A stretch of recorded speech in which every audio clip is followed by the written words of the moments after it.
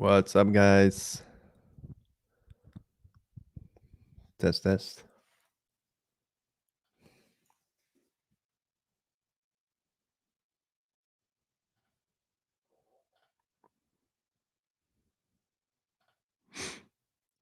Okay.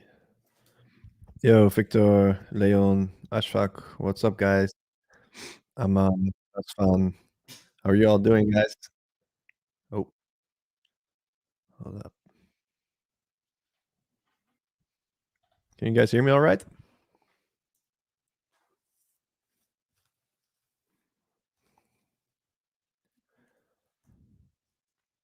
Just quickly let me know in the chat if you can hear this, either on LinkedIn or on YouTube. Okay, cool. Good, man. I'm also good, Ashfaq. Thank you. Thanks. Nice. I see now that the LinkedIn comments are also coming in. So that's great, guys. Thanks for joining.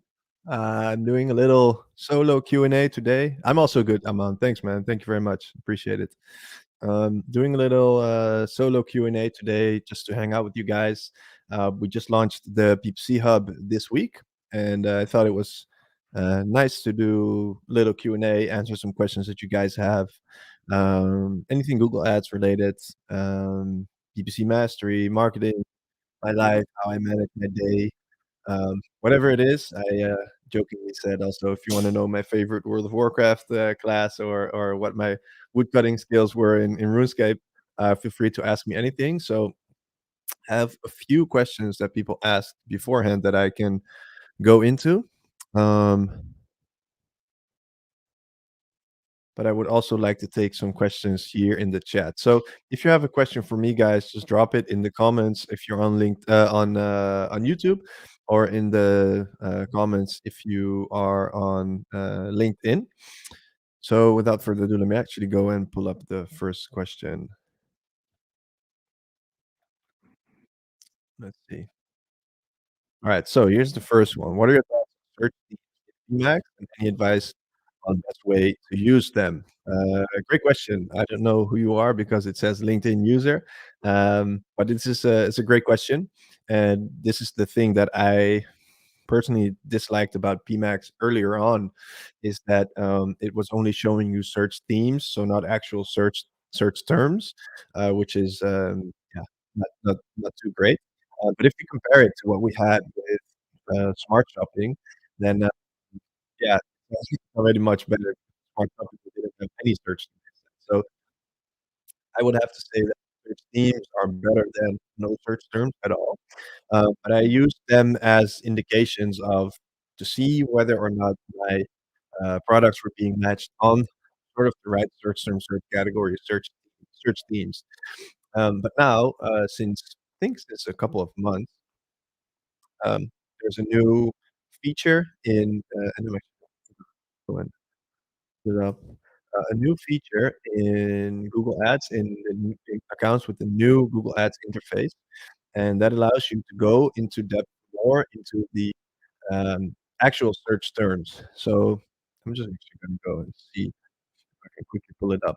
But what you then can do in your search terms, if you don't see this, then that means that your account doesn't have access yet. But if you go into the search term insights or search theme insights, you can click and go a little bit into a new table, and in that table you can actually see more granular search terms or more split out search themes. But here's an example of how I use search themes in the past to optimize one of my PMax campaigns, and that's with a client that I used to work for last year, and they were selling products in the home uh, home industry. So pillows, for example, and pillowcases, all that stuff. So when we checked the search themes, we saw that we were not being matched on pillows or pillowcases or different pillows styles, but we were being matched on yeah, what you call it, like bed linen. So it was similar to. I can understand why Google put us in that sort of search theme or search category, but then we saw that that there was actual mismatch because we were selling the pillows and pillowcases. We were being matched on um, bed linen and things for your mattress. So it's actually different. So the pillows were for on the couch in the living room. Um, so that's different.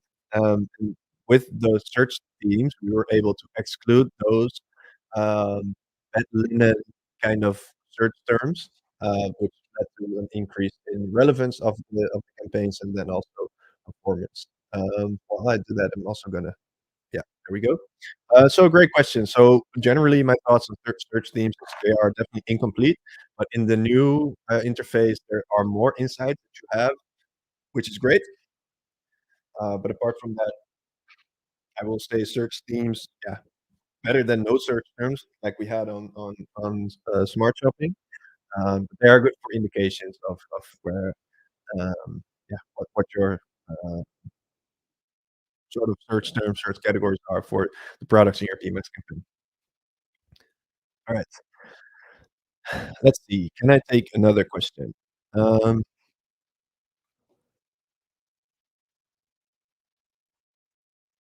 all right, Victor, how can I get a job in remote for PPC specialist with 1 year of experience? What is the eligibility criteria to get a remote job? Is that and the other one is standard something better than feed only PMAX. That's a great question. I will answer the first one first. So thanks for your question, Victor. How can I get a job in remote PPC with 1 year of experience? There's not really a eligibility criteria, I would say, for remote jobs. If you, in this case, let's say you're talking specifically about a job, then I would just go and look online for agencies that have remote jobs available. If you're talking about freelancing, then it's a bit different. Then you have to start your own freelancing business and get your own freelance clients. But if you're looking for a specific remote job, there are a lot of agencies right now that are offering fully remote positions. And for example, I know that Solutions 8 is definitely doing this, and I don't know anything about their recruitment criteria and how they find their people, but um, I do know that they hire a lot of remote talent, and it works well for them. And I see it working with other agencies as well. Also in the Netherlands, I know some guys that just recently started a fully remote agency. So if I were you, I would just go online and search for job posts. You can do it on LinkedIn. You can do it on job boards, and just look for jobs fully remote that are okay to work fully remotely. When it comes to eligibility criteria, I don't really think there's any except for you just wanna know that you can get the job done. So for you, I would advise just invest in your skill set and then showcase it to them in your interview process, show them case studies, all the things that you've done, and then I think it won't be too hard to land a remote job if you already have decent experience and, if you can show them that you, uh, um, yeah, are the right person for the job. So hopefully that helps. Let's see. Alright, that's fun. Did you try demand gen? If yes, what are the results? I have not tried demand gen yet, and that is because the clients that I'm working for are simply not, at the level right now that they should be thinking about demand gen. So when it comes to demand gen, it's really focused on mid-funnel. I really wanna test it out myself. I know Bob is testing with it, so I'm getting the experience from him. So everything that I know about demand gen is through him right now. But I definitely want to test this out in the upcoming future, in the near future with some clients. But for now, I can't really say anything about the results because the clients that I'm working for, it's just not a great fit yet because they still have so much to do in the bottom of funnel, even with video action campaigns on YouTube. So I would say demand gen is something that I would try in a later stage if we are focusing more on the, yeah, mid-funnel stages. Um, and it's just, yeah, the clients that I have are just not there yet. So unfortunately, no real life experience yet. Um, Alfred. All right, man. Just came from the LinkedIn version. Sound is awful on LinkedIn live stream. I think it's platform related.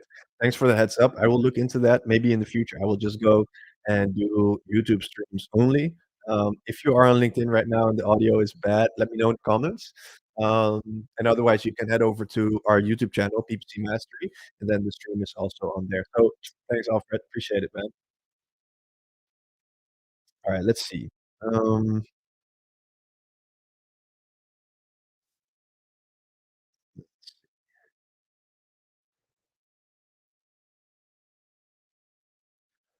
Josh, I'm a big fan of your content. Thanks, man. I appreciate it.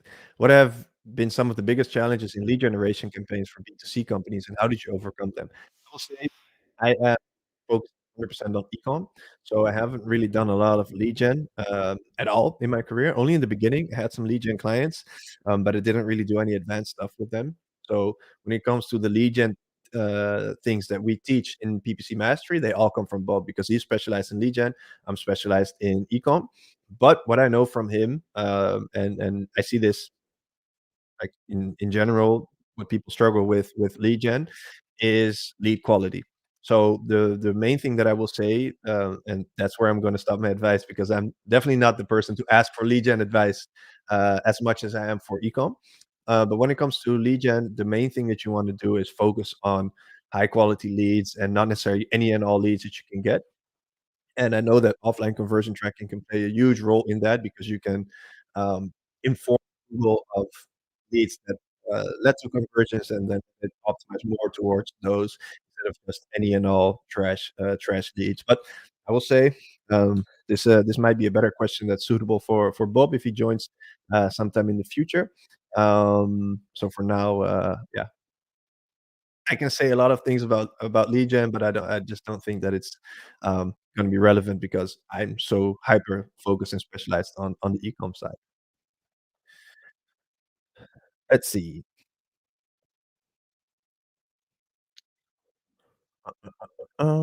Anyone else got a question, guys? Hit me up in the chat, in the comments, whatever it is. Um, I also have a question. Let me see if I can actually pull it up. It's been a while since I did these streams, so let me see if it actually how it works. Yep, here we go.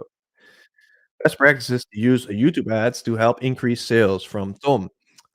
He asked this in our slide. Great question, Tom. Thanks. It's a really broad question, so I will dig into a few aspects. I'm sure that I'm going to miss a lot of the uh, yeah, a lot of the elements that go into successful YouTube campaigns, but I will speak from my experience, and I'm gonna touch on campaign structure, audiences, ads, which is extremely important, and maybe bit strategy. So let's just start with I'll start with the ads because the ads are arguably the most important thing. So of course, you need a good target a good audience, but oddly enough, and this is something that is already much more popular and also visible on the meta side of things, open targeting can work really well as you start to scale. So let me just start off with the ads. And the thing with YouTube ads, it is for a lot of the percentage, it is about your ads. It is about your offer as well. You need a really good, solid offer, of course. But let's say you have a good offer, then the next thing that you need to create is a good ad. And when it comes to YouTube ads, you need a really strong hook. You need a good call to action. You need to keep people engaged with fast pacing and clips, etc. You need to really know and understand who your target customer is and what their pain points are, their challenges, and if you can showcase that in the video and show your what your how your service or your product is the solution to those things, then you have a good ad.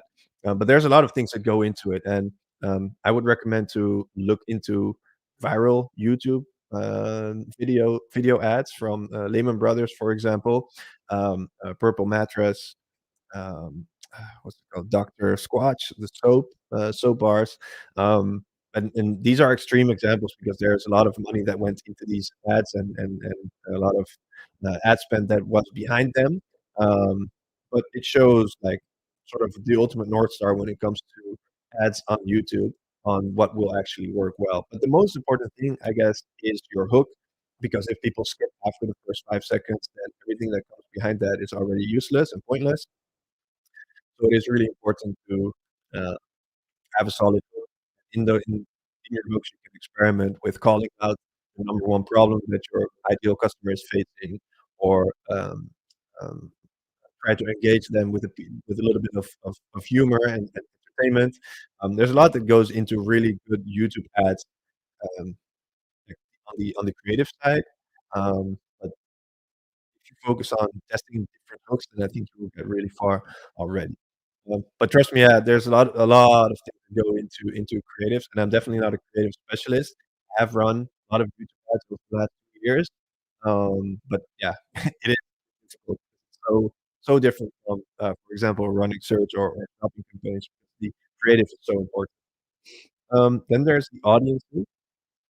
First step that I would take with audience loop is prospecting. I would first look at, let's see, yeah. I would first look at high intent custom audience segments, which you can create based off, for example, search terms that people have searched for on Google or competitor URLs or stuff like that. And those are usually the highest intent audiences that you can target because you can create them yourself. And if you already know that someone searched for a specific search term in the last 7 days, then it is highly likely that your audience has high intent in whatever you have for sale. Um, and next steps could be if you start to scale your audiences, you can test um, uh, custom in markets, affinities, etc. But those tend to be really broad. So I always start off with custom audience segments. And you can also try different placements. But the problem with placements is that there is usually not really a lot of scale, and CPMs can be really high because other people might be specifically targeting those placements. Um, but yeah, that's what I would do. And then if you have a really solid base, then something that I see that is working really well is simply open targeting, and let the algorithm figure it out. That has also been the case with uh, Meta, for example. I'm not a Meta specialist either, uh, but that's what I hear from other marketers that are media buying on those types of channels. Uh, Then there's campaign structure. Try to keep it really simple. You need a lot of budget to make YouTube ads work. Yes, you can test with smaller budgets, but as you want to scale, you need, I think off the top of my head, at least 10 or 15x your target CPA as the daily budget. So that's a lot. And then in your campaigns, try to keep it as simple as possible with consolidated ad groups with audiences that are similar and yeah, try to not overcomplicate your YouTube ads campaign structure setup.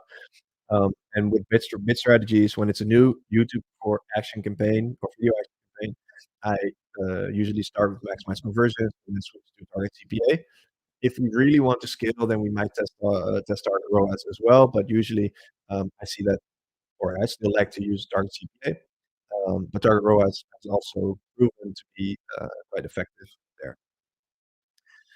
Okay. Oh, and don't forget about side links if you're running YouTube ads, YouTube for video action campaigns. 'Cause those can help you increase your CTRs quite drastically. Um, yeah. So this is a question from Orange Square. Best practices for YouTube ads. I think I just answered that. So thanks for asking that. When it comes to generating sales versus brand awareness, these are different types of videos that you set up in your campaigns. When it comes to brand awareness, you will probably have non-skippable ads, either 6 seconds, 15 seconds, 20 seconds. And with if your goal is to get conversions, generate sales, then you don't want to use those types of videos. Um, so that's a slight difference there. And the way that you evaluate the performance is also different, of course, because with video action campaigns, you judge it based on conversions and anything that is related to the conversion. And with brand awareness, it's much more abstract, and you look at the impact on your overall brand awareness. You look at branded increase of branded impressions. You look at brand lift studies and uplifts there. So always a bit more vague than with generating sales, because then you're just looking at conversions and judging it based on the conversion volumes that you're getting from these campaigns. All right, let me see another one. Orange Square. If you had to choose two campaign types, what would they be? Great question. It's funny. I've never been asked that. So I would probably choose, and it depends, right? Um, classic answer. It always depends. But um, if I had to choose two campaign types, I love search. I love my search ads, search campaigns. I also love shopping. But it's a close one between standard shopping and performance max. I know there's a lot of shitting on PMax, and rightly so in a lot of cases. But yeah, I've grown to enjoy using PMax, and it has gotten a lot better over time, with a lot more features and more control for us. Um, I also like old school standard shopping campaigns. So I guess if I had to choose 2 and 2 only, which is obviously, um, yeah, what do you call it? Like, it's obviously hypothetical, then I will probably choose search and shopping just because I like them. Okay, is Victor, is standard shopping better than feed only PMax campaigns? Um Depends on your personal preference. We had a guest workshop this week with Product Hero in the PPC Hub. PPC Hub is live, by the way. I haven't even mentioned that just yet, but PPC Hub is live. We had 200 tickets available, and we have sold 150 so far. So we have only have 50 tickets left. So if you want to join, I guess don't wait too long. PPC Hub is our new membership that we've created to help Google Ads become the best they can possibly be, with a lot of on-demand training, live training, community, all those things. And yeah, it is really cool to see it growing and get more people inside. And the level of questions that we're getting inside is really awesome. And this week on Tuesday, we did a guest workshop with the guys from Product Hero. So shout out to those guys. And we also asked them, both asked them, whether you prefer full-on Performance Max, so all assets, or feed-only Performance Max, and the opinions were divided. They both said a different answer, um, and yeah, that also got me thinking, like, what do I prefer and why? And it also comes down to personal preference. Obviously, the first thing that is most important is your goals and how are you able to achieve them. Um, but as I get more experienced in Google Ads and PPC, I also see now that with all the automation and performance max and demand gen type of campaigns, this sort of collection of different things, I also see that it's becoming a little bit um, um, subjective and personal and what your personal preference is. So if you really like to get nitty-gritty and granular, then standard shopping might be better because you have full control over search term matching, and you can do really cool stuff with that. But if you are a little bit more into ease of management and more automation, then feed only PMax can be good. So it's a classic example of it depends, but not necessarily only on your goals, but also on your personal preference, because they are similar in many ways, but I think you can do a little bit more with standard shopping because you have control over search terms, for example. But in a lot of my accounts, I still use a combination of standard shopping and Emacs, and there's definitely nothing wrong with that. All right, Orange Square, when are you going to launch the next PPC hub? So, there's not gonna be necessarily a next PPC hub. The PPC hub is always going to be what is the PPC hub, but, maybe if you mean, like, when are we going to open the doors again? I don't know because we still have 50 spots left for this wave, and then we will close and make sure that everybody is taken care of inside the PPC hub, that we provide a lot of value to them. Um and then afterwards, I don't know yet when it's going to open, maybe 1 month, maybe 2 months, maybe when we launched it in June, we had 50,000 members. We launched sort of the beta version, and that was in June, and I thought that we would open the doors again 1 month later, but turned out that we needed a lot more time to onboard everybody, to create new courses and resources, and increase the value of the PPC hub. So we took it slow, and we took at least 3.5 months until we launched it again for what we're doing now for more people. So this week, 150 people joined already. We have 50 spots more left, and after that, it's going to close, and we'll see how it goes. Um, the main goal for us is to grow it as quickly and rapidly as possible, make it as big as possible, but we want to make sure that the PPC hub is valuable to everybody inside. And our main goal is to keep increasing the value with new courses, new resources, um, new guest workshops, new workshops, everything. and then we'll see whenever we can open the doors again. But for now, we have 50 spots left, so there's still some room for people to join. Bree Cortez, is PPC Hub the same as PPC Mastery? No, the PPC Hub is PPC Mastery is our business. Maybe you are confused with the Google Ads Masterclass. The Google Ads Masterclass is a collection of multiple workshops in a period of 30 days where we help you upgrade your skills. But the PPC Hub is a year membership, which also includes the Google Ads Masterclass. You get access to that as well. But in the PPC Hub, I think the best thing for you to do is check out the landing page. It's ppcmastery.com/hub. And there you see that it is a new membership platform with three aspects. So on-demand training, live coaching, and a community.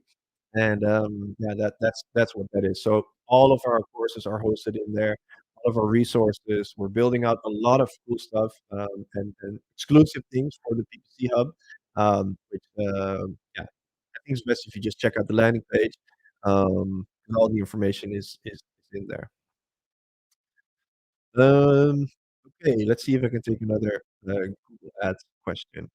Is there anyone also that has any questions related to freelancing or getting clients or onboarding clients or retaining them or whatever it is? I will love to answer a few of those questions as well.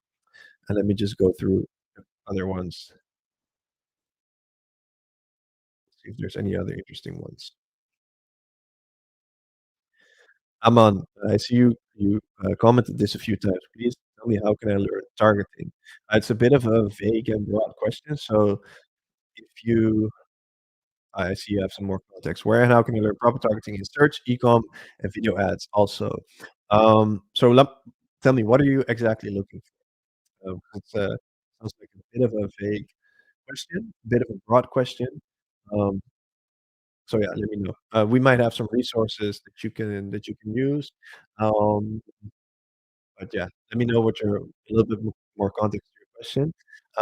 And I will say the majority of what I've learned is just from doing the work myself and having mentors to help guide me, um, yeah, through my PPC journey. So when I started off in my career, I did a traineeship at a in Amsterdam, and I had multiple mentors, which I'm very happy to have them. They're really smart people, and they helped me, get unstuck whenever needed, and they taught me all the basic principles of Google Ads, and, yeah, the majority of what I learned, let's say 90-95%, was just learning on the job. So, you can read a lot of books, you can read our newsletter, you can watch YouTube video, but in the end, you learn PPC, you learn Google Ads simply by doing it, and then hitting ceilings of finding out where your knowledge gaps are. So, for example, if you are running search campaigns and you want to learn proper targeting for search, you need to run search campaigns, and then you need to at some point hit a wall of like, okay, my performance is stuck. I don't really know what to do. Then you can get someone to help you get unstuck. So there can be a mentor in the form of can be free or Discord, can be on our PPC Hub, can be us, can be other people. But for me, in my agency job, that really helped me because I had mentors for 2.5 years that I could go for and ask questions. So I guess the most important thing is get your hands on accounts and yeah, learn on the job. On the job. There are a lot of things that you cannot learn in PPC if you don't have an opportunity to actually implement and try out new things. All right. Yes, Victor, how to get clients as a freelancer without a portfolio but has agency work experience in PPC? Great question. I was at this exact point, before I started to freelance. So I'll tell you how I did it, and I'll also tell you what I would do differently now, today, if I had to do it all over again. So I worked at an agency for 2.5 years, and no, I actually take it one step back. I worked there for 2.5 years, but after I worked there for 2 years, I thought to myself, "Okay, maybe it's time to pursue my own business and my own, freelancing career." But I didn't have any freelancing experience, no freelance clients. The only experience I had was working for clients through an agency, through the agency that I worked at. What I then did is I went on, the 'cause the nice thing about this position, and that's a position that you might be in now as well, is that you have the experience. You know how Google Ads works, you know how to drive results. The only thing that's next is you clients. So, what I did is I went to job boards and I looked for, jobs that were open and unfilled for, let's say, 3 or 6 months plus. So that told me that these, brands were looking for a Google Ads specialist, but they had troubles hiring the right person. Mm, so I reached out to around 20 businesses, and one of them actually gave me an opportunity to work for them. So I offered them, "Hey, I see that you're having a hard time finding Google Ads specialists. I might be able to help you out. Can we get on a call and discuss any opportunities?" I think out of 20, and I offered it to them as a freelancer.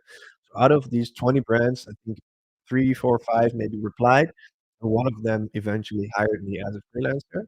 I offered them a really good deal because I was working at an agency full time, didn't need a really high, hourly rate. I offered them discounts on it, and we started to work together, yeah, it worked really well in the end. We were all super happy. I worked with them for 1.5 years before they actually finally hired someone. Um, so that was how I got my first client. You have to be creative in how you get your first client. But if you already have, agency experience, you can try to look at your existing clientele at the agency and ask them for reviews. Maybe let them put a review on your LinkedIn or send it to them, let them send it to you on via an email. This is what you can show to, prospects that you might be able to work for as a freelancer and show them, "Hey, I already worked for this brand, I already worked for this business, I work for these guys, what they're saying about me." And that instantly gives them the trust that you are the right person for the job and that you know, what to do and that you can actually help them. So what I would do differently right now, is, um, I think if I would start over and I wanted to freelance, I would probably offer my services for free for a limited time in exchange for a testimonial if the results were good. Um, because what that allows you to do, if you get 1 or 2 of these clients, um, and you get a testimonial, then you can go to the 3rd one and you say, "Okay, look, I work for these guys, I work for these brands. These are the results that I, generated for them. These are the case studies, and these are their testimonials." And then it's much easier for somebody to trust you, when you get in contact with them.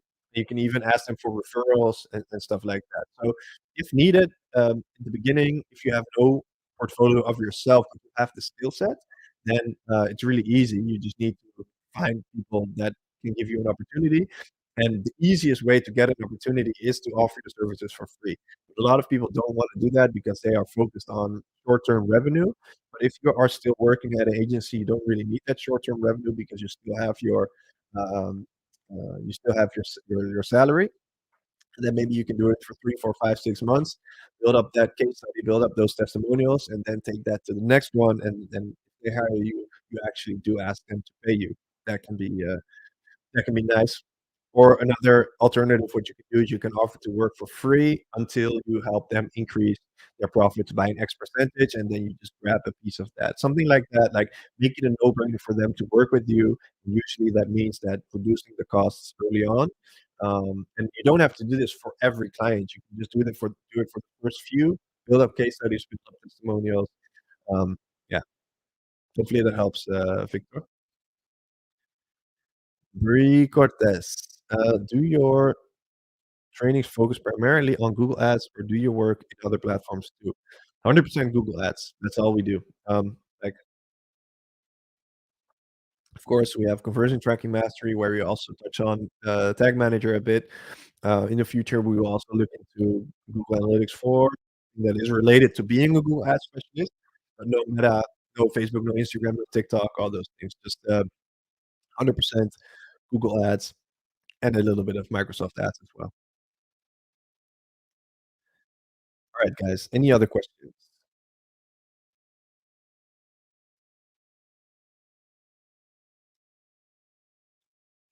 Just let me know in the chat, YouTube or LinkedIn if you have any other questions.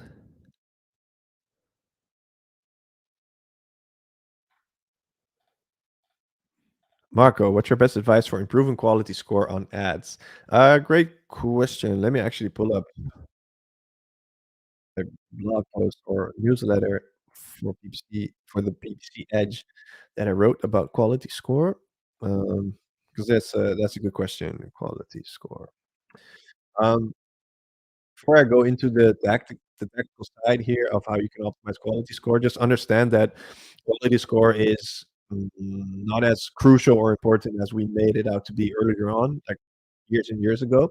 But it's still an indication of where you can optimize your keywords. Um, so there's actually three components of quality score, as you probably know: ad relevance, expected CTR, and landing page experience. And ad relevance is how closely your ad matches to what your customers are looking for. Expected CTR is how likely it is that your ad will be clicked on when shown, and landing page experience is how relevant your landing page is for the ad that someone clicked on. They are ranked as above average, average, or below average. And the easiest thing that you can do is optimize keywords with an average or below average ad relevance. Because with ad relevance, all you have to do is optimize the ad to make it more relevant to the search terms and search keywords that trigger this ad. Um, so that can be what you can do to increase that is creating more relevant ad copy. So for example, including keywords, including in both the headlines and the descriptions. You can try grouping keywords into more tightly themed ad groups. Um, so create them based on related keywords. You can test dynamic keyword insertion, which is really powerful for this. You can try pinning and unpinning headlines with the keywords so that that is included more often in the ad. Those are just some things, and that's the easiest way to optimize your quality score if you have limited time, for example. When it comes to landing page experience, it's a little bit more difficult. What you can do is, one, of course, ensure that the landing page is relevant to the ad copy, um, which is sort of a no-brainer. But yeah, make sure that there is a match between the language on your ad in your ad copy and the language on your landing page. Use clear and concise headlines, copy, etc. Optimize page speed. And a pro tip that I can give there is compress all images so that it loads faster because the file sizes of images are smaller. Make sure the landing page is mobile friendly, responsive to different screen sizes. Include clear call to actions. There's different landing pages. If you see high bounce rate, that could indicate that users are not finding what they're looking for. So in the end, with your landing page experience, and that is with ads and everything in general, just make sure that your customers can easily find what they're looking for, and you do that by increasing the relevance of ads and your landing pages. I think you will also probably have a low landing page experience if you send people to your own page all the time, for example. So make sure that it's just relevant, everything is relevant. And then the last component is the expected CTR, and that one is a bit harder to optimize, but it tells you the likelihood of getting a click based on historical data that isn't as easy to pinpoint as ad relevance or landing page experience. But there are a few things that you can do to optimize your expected CTR. There's different unique value propositions in your ads, so USPs. Optimize your ads by matching the intent to the user. That is sort of the same with ad relevance. There's different ad assets, so extensions, stylings, all those things. Experiment with different USPs and call to actions that match your landing page, and use psychological buying triggers like urgency, scarcity, social proof, etc. In the end, I think expected CTR is a little bit of a combination of both the ad relevance and the landing page experience. So usually, if you optimize those first two, then the expected CTR is also going to increase. But I will say again, use it as indications. Quality score ratings and quality scores can change by the day, by the hour, but use them as indications of where you lack relevancy. Um, this is a really nice tea, like chai. I don't know, but it tastes good. All right, guys, let's see.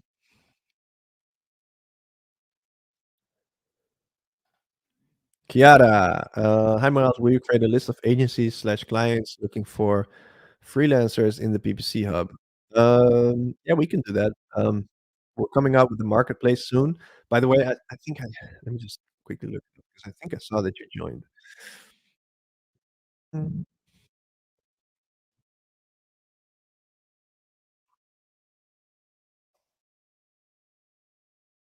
Yes. So welcome, first of all, to the PPC Hub.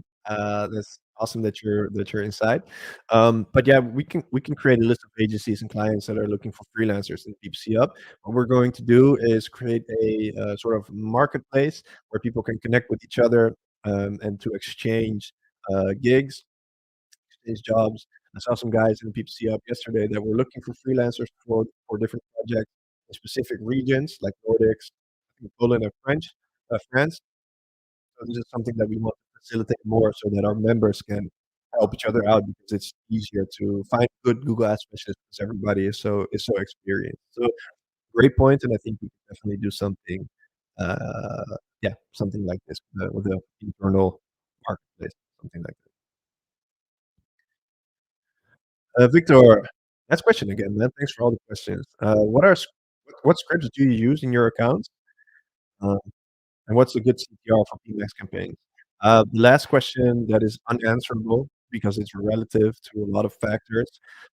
It also depends on whether you have if you have more spent on display, hey, little spider,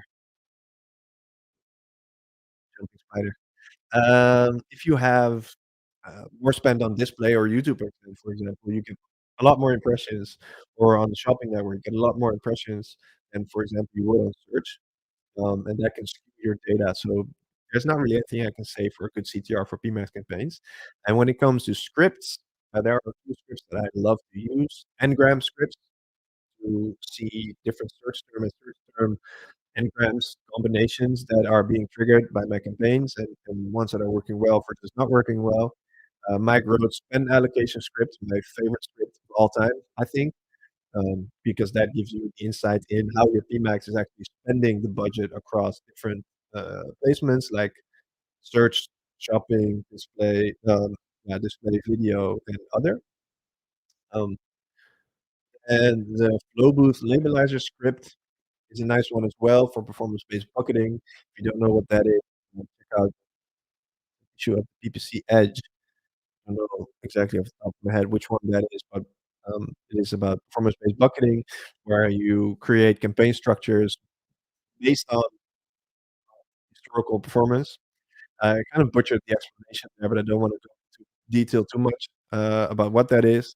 But that's a good script. Link checker is nice as well because it gives you an update whenever a link is broken, or you can 404 or redirects or stuff like that. Um, that's a good one as well. I'm sure I'm forgetting a lot of good ones. I would say if you're really into scripts, there are a few people that you can follow.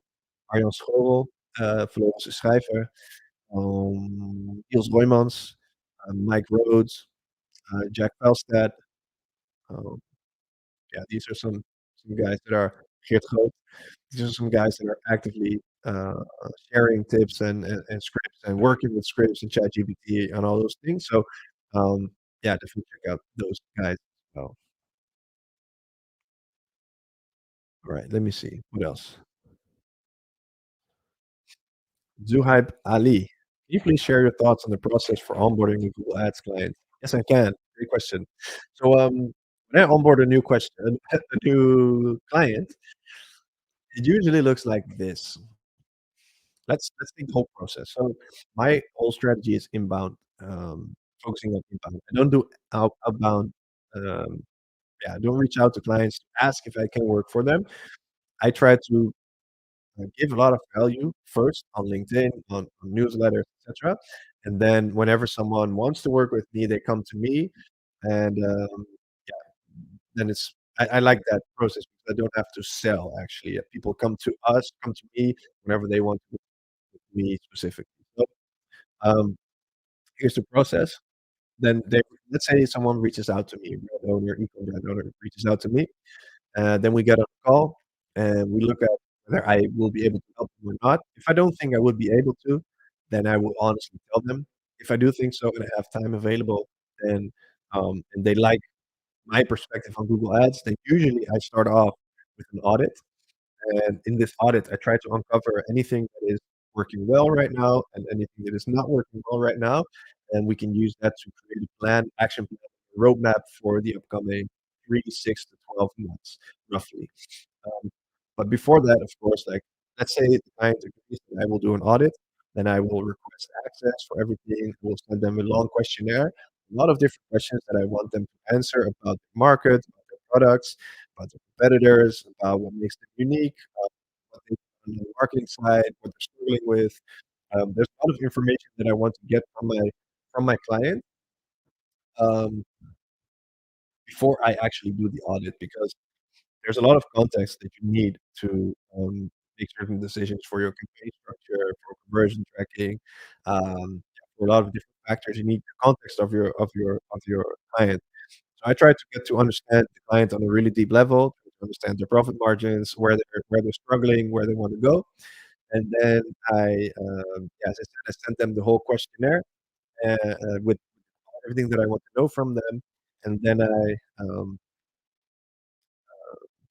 what's the step after that? I get access to the audit, then usually 1 or 2 weeks later, we jump on a call again, and I present the audit to them. So I don't just send them a PDF of the audit, but I also present it to them so that we can align together on whether or not this is helpful to them, if it's the right direction, right course of action. And then if we agree, maybe fine-tune it, maybe if they agree, then we actually start to work together. And then, yeah, and I've already done a lot of the onboarding because I wanted to understand their client, their business on a deep level and their market, products, etc. And then we just have to fine tune the maybe the pricing. We have to fine tune access. Um, Maybe I need some additional information. Maybe they need some additional information from me. Maybe there's some more things about the market that I read into. But it's kind of straightforward. And then I try to give them a quick win as fast as possible because that is generally good for the morale. It's always nice to have a little quick win. Then there's a boost for the results early on, and we can celebrate the win together, and then we can start to work on the more long-term goals that we've set. So somewhere in this process, we also sit down together to determine what are the goals that we are going to try to achieve in the next 6 to 12 months, and then I try to refer back to those goals, like, in every monthly call that we have or whatever the cadence is of meeting with them. I try to circle back to that goal that we set. So, the main thing that I have in my onboarding, I try to keep it as simple as possible, and I want to get as much information from them as possible because that will help me, um, determine the campaigns, the campaign structures, the strategy, the ads, everything that goes into, uh, yeah, making sure that we get great results with that client. So relatively simple, I think. Hopefully that was useful. This one's being done. Let's see if I can do one more. Marco, what does your roadmap for your clients look like? Yeah, that is different per case, but usually what I did before, and I don't necessarily do that anymore now, but how I did it before is I would create a roadmap for usually for 1 year. But what I've noticed now is that 1 year is usually too long. A lot happens in 1 year, so it's always good to have a 1 year goal, like the North Star that you're going after. Um, I try to make our action plans much more focused on short-term action. What can we do now? And it doesn't mean that we are only focused on what's right in front of us, because you need that broader scope to focus on the long-term goals that you're trying to achieve together. Um, but I usually the sweet spot for me is quarterly roadmaps, because then in those quarters, a lot changes. Like maybe something on the website changes, and we need to deprioritize a certain project, or something in the market changes, and we need to focus more on brand awareness with YouTube or whatever it is. A lot of things can change in the short term. So I like to create 3-month roadmaps, and in these roadmaps, yeah, it's just projects that we're going after, the deliverables in those projects. So let's say, for example, what happens oftentimes is, uh, a client needs a complete redesign of the campaign structure. Maybe they have really like granular segmented campaigns. Maybe we need to do more consolidation, and then that can be one project. Then those projects we have like the different milestones that we're trying to hit in order to complete that project and to reach the end goal ultimately. Um, and that for the different projects that we have. And different projects can be anything that is relevant to that client at that time. Um, Often recurring ones are conversion tracking, um, search consolidation, maybe segmenting PMax or shopping, whatever it is, and then just creating the milestones underneath those, and that's it. But I've also noticed that roadmaps can often change. Like I said, a lot can change. In the meantime, maybe you dig up something and you see that that needs immediate attention and action, and you just push one of the projects a little bit further out. So again, I try to keep that super, super simple, and I don't use any fancy tooling. You can, like, simply create that in Google, Sheets. Just keep it simple. Um, okay, guys, let me just take one more question, and then I'm off for today. Uh, Someone asked, "Do you need to be a member of PPC Hub to ask a question here?" No. Um, this is an open Q&A, and I just wanted to hang out with you guys. So no, anybody can ask a question. So if someone has one final question for me, hit me up in the chat, and then we'll say our goodbyes. And before we do that, um, check out the PPC Hub. The PPC Hub is our new membership that we launched this week. Actually, we launched it in June. There was a sort of private pre-launch for 50 members, and now we're opening it up to 200 members. And this week we filled up 150 of the spots that we have available. And PPC Hub is a key membership. It will help you become the best Google Ads specialist you can possibly be by upgrading your skills to the next level, helping you date with all the developments and changes, everything that goes on in the PPC landscape. And there's a network of world-class Google Ads specialists in there that all want to help each other. And this is our way of providing value to you the entire year. We'll make sure you stay up to date with all of the changes so that you don't have to go around the internet and read all of the blogs and everything. We'll make sure you stay up to date. We give you a lot of trainings, like our courses, but also live trainings. Every single week, we have something on the agenda. We do live workshops, guest workshops, roundtables where we sit together with community members, a lot of things. Um, and there's a lot of value inside there already. Our new Google Ads blueprint is in there, which is a checklist of plus checks and optimizations you can do in your accounts. Yeah, a lot of things are in the PPC Hub, and it's so valuable. It's so nice to be in there every single day for us as well, to learn from our members, but also to help them get unstuck. And yeah, this is we're going to be communicating much more about the PPC Hub in the upcoming months because that is going to be our best product that we have, in the way that we can provide the most value to you. So that sounds interesting. We have 50 more spots left. Go to ppcmastery.com. You will see it if you go to ppcmastery.com/hub. All right, one more question. Marco, have you experienced difficulties with conversion tracking since year 4? If so, how to overcome?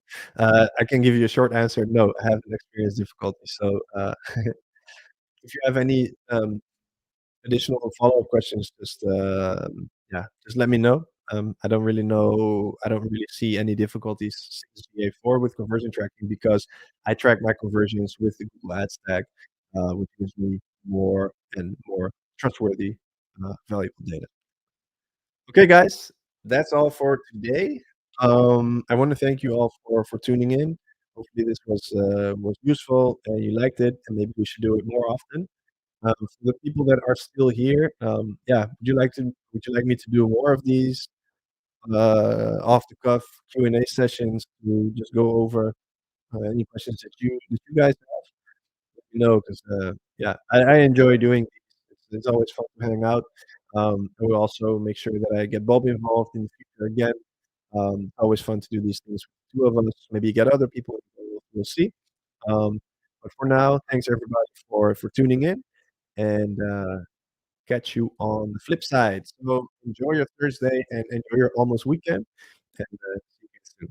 Peace.